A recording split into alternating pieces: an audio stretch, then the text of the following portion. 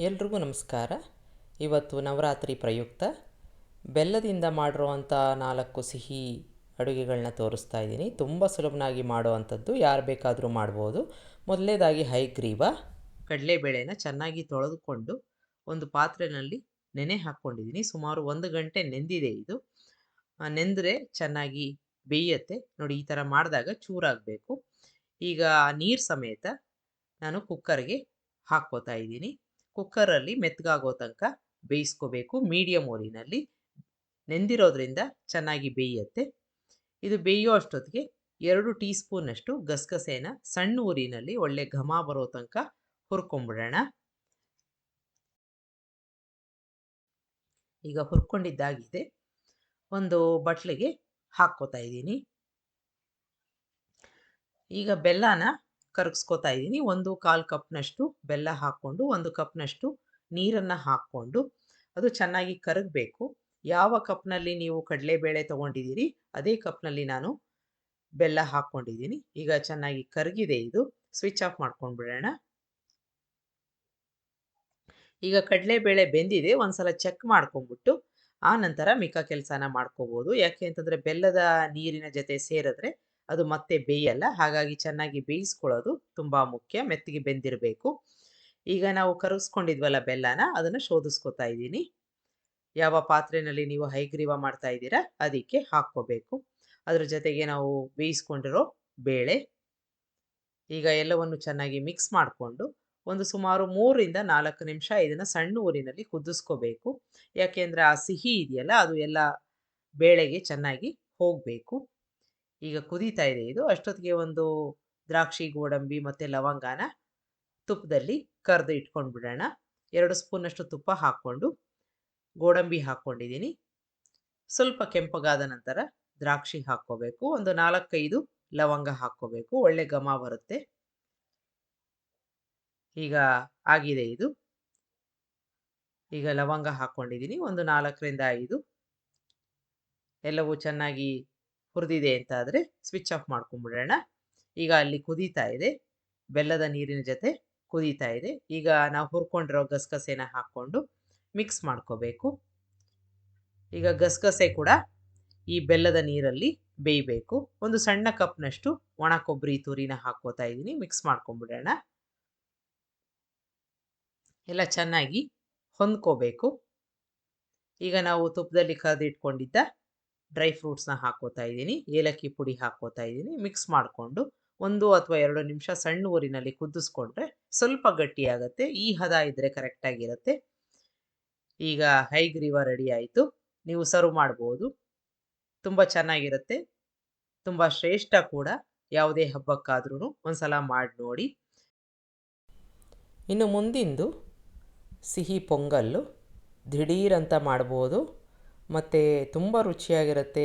ವಿಶೇಷವಾಗಿ ದೇವಿಗೆ ಪ್ರಿಯವಾದದ್ದು. ತುಂಬ ವಿಶೇಷ ರುಚಿಯಿಂದ ಕೂಡಿರುತ್ತೆ. ಯಾಕೆ ಅಂತಂದರೆ ದೇವಸ್ಥಾನದಲ್ಲಿ ಪ್ರಸಾದವಾಗಿ ಸಿಗತ್ತಲ್ಲ, ಆ ರೀತಿಯಾಗಿ ರುಚಿ ಇರುತ್ತೆ. ಅರ್ಧ ಕಪ್ಪು ಹೆಸರುಬೇಳೆ, ಯಾವುದಾದ್ರೂ ಒಂದು ಕಪ್ನ ಸೆಟ್ ಮಾಡಿಕೊಂಡು ಅದರಲ್ಲಿ ಅರ್ಧ ಕಪ್ನಷ್ಟು ನೀವು ತಗೋಬೇಕಾಗತ್ತೆ. ಈಗ ಒಳ್ಳೆ ಘಮ ಬರೋ ತನಕ ಚೆನ್ನಾಗಿ ಹುರ್ಕೋಬೇಕು ಮೀಡಿಯಮ್ ಊರಿನಲ್ಲಿ. ಇದು ಯಾವುದೇ ಕಾರಣಕ್ಕೂ ಬಣ್ಣ ಚೇಂಜ್ ಆಗಬಾರ್ದು. ಈಗ ಅದೇ ಕಪ್ನಲ್ಲಿ 1 ಕಪ್ನಷ್ಟು ಅಕ್ಕಿನ ಹಾಕ್ಕೊಂಡು ಸ್ವಲ್ಪ ಬಿಸಿ ಆಗೋ ತನಕ ಹುರ್ಕೋತಾ ಇದ್ದೀನಿ. ಹೆಚ್ಚು ಹುರಿಯೋ ಅವಶ್ಯಕತೆ ಇಲ್ಲ. ಈಗ ಎರಡನ್ನೂ ಚೆನ್ನಾಗಿ ಹುರ್ಕೊಂಡ್ಮೇಲೆ ಒಂದ್ಸಲ ಮುಟ್ಟು ನೋಡಿ, ಅಂದರೆ ಚೆನ್ನಾಗಿ ಬಿಸಿ ಬಂದಿದೆಯಾ ಅಂತ ನೋಡಿಕೊಂಡು ಇದನ್ನು ತೊಳ್ಕೋಬೇಕು. ಒಂದು 2ರಿಂದ 3 ಬಾರಿ ತೊಳ್ಕೊಂಡ್ಬಿಡೋಣ. ಈಗ ತೊಳ್ಕೊಂಡಿದ್ದಾಗಿದೆ. 1 ಕಪ್ ಅಕ್ಕಿಗೆ 3ರಷ್ಟು ನೀರನ್ನು ಹಾಕ್ಕೋತಾ ಇದ್ದೀನಿ. ಅರ್ಧ ಕಪ್ ಹೆಸರು ಬೇಳೆಗೆ 3ರಷ್ಟು ನೀರು, ಅಂದರೆ 1.5 ಕಪ್ನಷ್ಟು ನೀರನ್ನು ಹಾಕ್ಕೋತಾ ಇದ್ದೀನಿ. ಕೊನೆಗೆ 1 ಕಪ್ನಷ್ಟು ಹಾಲು, ಇಲ್ಲವಾದರೆ ನೀರನ್ನು ಹಾಕ್ಕೋಬೋದು. ಕೆಲವರು ಹಾಲು ಹಾಕ್ಕೋತಾರೆ, ನಾನಿಲ್ಲಿ ನೀರನ್ನು ಹಾಕ್ಕೊಂಡಿದ್ದೀನಿ. ಎಲ್ಲವನ್ನು ಚೆನ್ನಾಗಿ ಮಿಕ್ಸ್ ಮಾಡಿಕೊಂಡು ಸುಮಾರು 3 ಬಾರಿ ಕೂಗಿಸ್ಕೋಬೇಕು. ಮೀಡಿಯಮ್ ಊರಿನಲ್ಲಿ ಚೆನ್ನಾಗಿ ಮೆತ್ತಿಗೆ ಬೇಯಬೇಕು. ಈಗ ಮುಚ್ಚಳ ಮುಚ್ಚಿ ಬೇಯಿಸ್ಕೊಂಡ್ಬಿಡೋಣ ಮೆತ್ತಿಗೆ. ಅಷ್ಟೊತ್ತಿಗೆ ನಾನು ಒಂದು ಪಾತ್ರೆಯಲ್ಲಿ ಬೆಲ್ಲ ಕರಗಿಸ್ಕೋತಾ ಇದ್ದೀನಿ. 2 ಕಪ್ನಷ್ಟು ಬೆಲ್ಲ ಹಾಕ್ಕೊಂಡಿದ್ದೀನಿ. ಇಷ್ಟು ಸಿಹಿ ಸಾಕಾಗತ್ತೆ. ಅರ್ಧ ಕಪ್ನಷ್ಟು ನೀರನ್ನು ಹಾಕ್ಕೊಂಡಿದ್ದೀನಿ. ಯಾವ ಕಪ್ನಲ್ಲಿ ನೀವು ಅಕ್ಕಿ ತಗೊಂಡಿದ್ರಿ ಆ ಕಪ್ನಲ್ಲಿ 2 ಕಪ್ನಷ್ಟು ಬೆಲ್ಲ ಹಾಕ್ಕೊಂಡು ಕರಗಿಸ್ಕೊಂಡಿದ್ದೀನಿ. ಈಗ ಇದನ್ನು ಶೋಧಿಸ್ಕೊಂಡು ಬಿಡೋಣ. ಕರಗಿದೆ ಈಗ ಸಂಪೂರ್ಣವಾಗಿ. ಈಗ ಒಂದು ಪಾತ್ರೆಗೆ ನಾನು ಶೋಧಿಸ್ಕೊತಾ ಇದ್ದೀನಿ.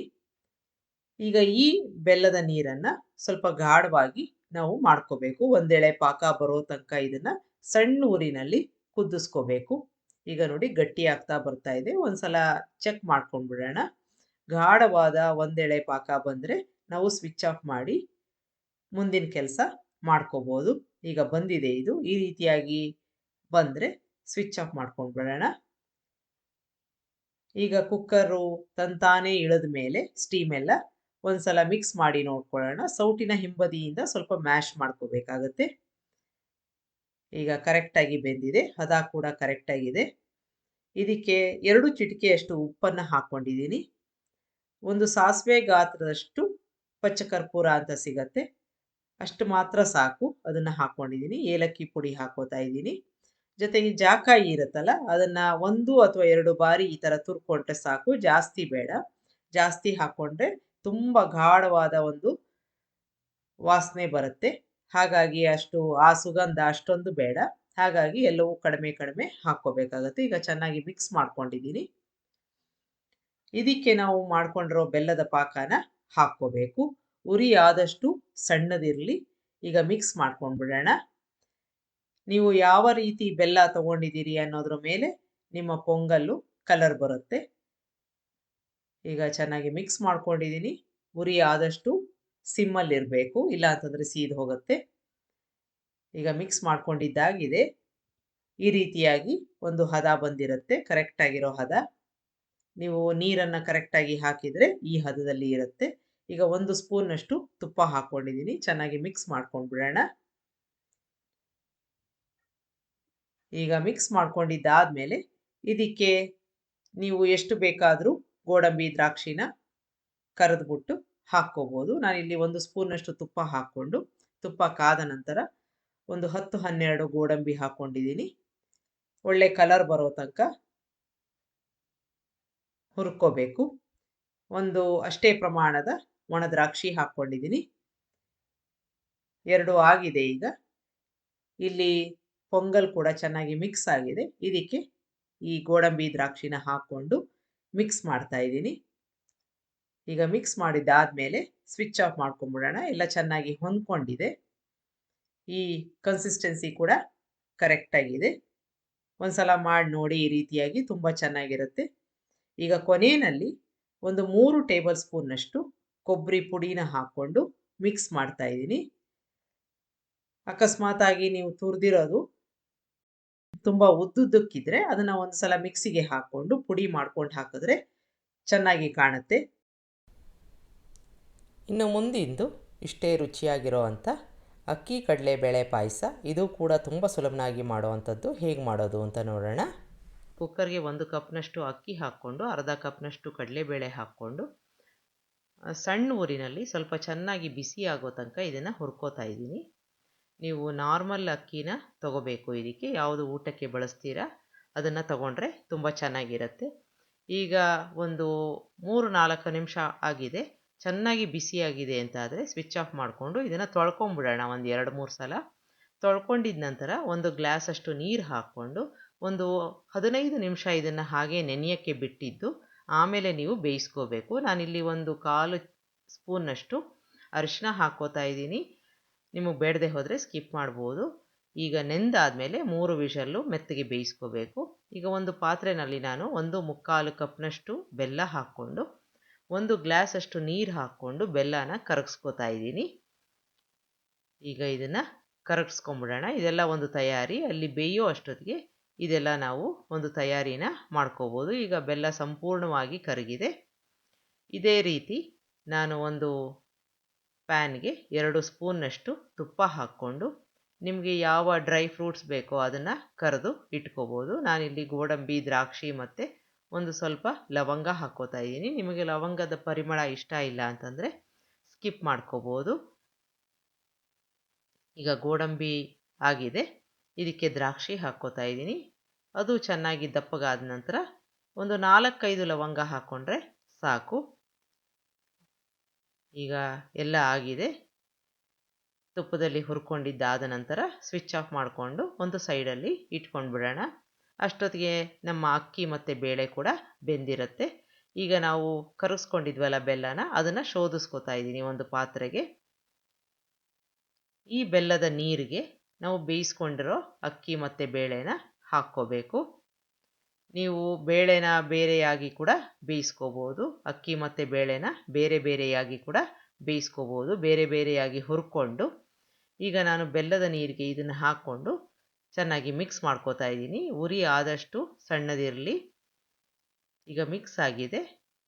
ಇದನ್ನು ಸುಮಾರು ಒಂದು 4ರಿಂದ 5 ನಿಮಿಷ ಸಣ್ಣ ಉರಿನಲ್ಲಿ ಕುದಿಸ್ಕೋಬೇಕು, ಮುಚ್ಚಳ ಮುಚ್ಚಿ.